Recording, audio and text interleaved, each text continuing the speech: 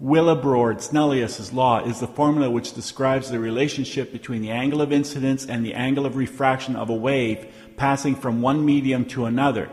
The refractive index of light is the ratio of the phase velocity in the reference material, the vacuum, and the phase velocity of the medium under test. The velocity of light in water is 3/4 the velocity of light in a vacuum, and for glass it is 2/3 the velocity of light in a vacuum. The refractive index of air is 1.008. For water it is 1.333, for plexi it is 1.5, and for crown glass it is 1.52.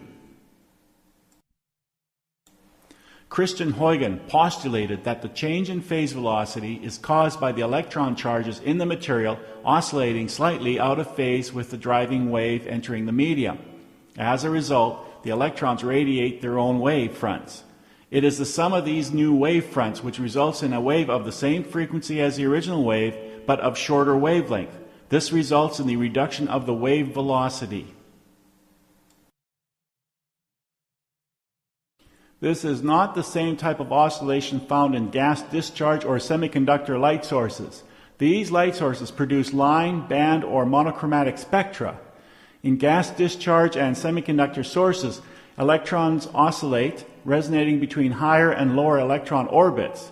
The electromagnetic energy released when the electron returns to the original stable orbit is inversely proportional to the emitted wavelength.